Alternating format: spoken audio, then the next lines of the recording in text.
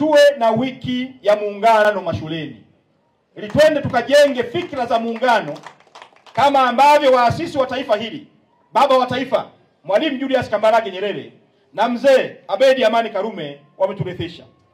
Kila mwezi wa 4 unapoingia, tutenge wiki ya muungano. Shule zote nchini kuanzia sasa mwezi wa 4 mwakani zitaanza kufanya maonyesho ya sanaa, maonyesho ya ngonjera na mijadala kuhusu muungano. Hii itakwenda sambamba na kutoa elimu ya msingi kuhusu muungano. Lakini pia haya yafanyike katika shule zetu zote za msingi nchini na shule zetu zote za sekondari nchini. Nitazungumza na waziri wa elimu ili kuona uwezekano maelekezo haya pia yaende kwenye vyuo vikuu kote nchini, ili Watanzania wajue tulikotoka, hapa tuliko na kule ambako baba wa taifa alitamani tuwepo.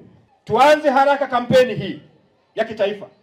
Twende mashuleni, twende magengeni, twende masokoni, tukaeleze umuhimu wa muungano huu. Kampeni hii itawakumbusha vijana kuwa muungano si nyaraka ambazo zinapatikana serikalini, bali ni hali ya kuishi kwa pamoja.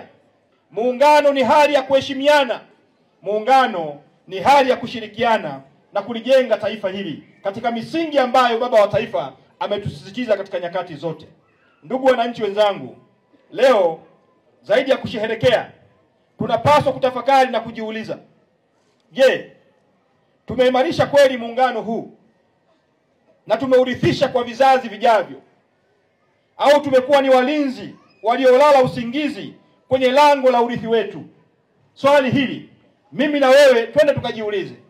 Je, ni kweli tumeimarisha misingi ya kurithisha watoto wetu na kizazi hiki na kizazi kijacho misingi ya huu muungano? Wahenga wanasema, ukiona kivuli kimepungua usimlaumu jua, jiulize kama mti wako umekauka. Muungano wetu ni mti. Kazi yetu ni kuupanda upya kila siku kwenye mioyo ya vijana wetu. Tuupande fikra za muungano kama ambavyo baba wa taifa aliziturithisha kwetu kwenye mioyo ya vijana wetu, na huu ni wajibu wa kila mmoja wetu. Kwa hiyo tufanye kazi hii kama wito wa kihistoria.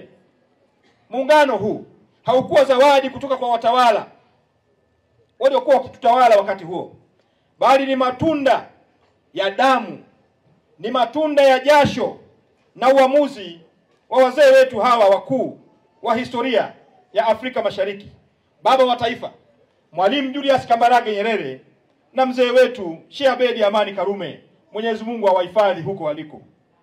Walikutana si kwa bahati bali kwa dhamira. Walisaini si kwa shinikizo bali kwa shauku ya kuwaonyesha mataifa mengine ya Kiafrika kuwa umoja ni nguvu. Kwa hivyo leo kwa sauti moja tusimame kwa fahari tukisema, muungano si historia, muungano ni urithi, muungano si nyaraka, muungano ni maisha, muungano si siasa, muungano ni utu, muungano ni udugu, ni moyo wa Tanzania. Wimbo wetu tutalinda, tutaenzi, tutatunza muungano wetu huu kwa heshima waliotuachia wazee wetu, ili itufae kizazi cha leo na kizazi cha kesho.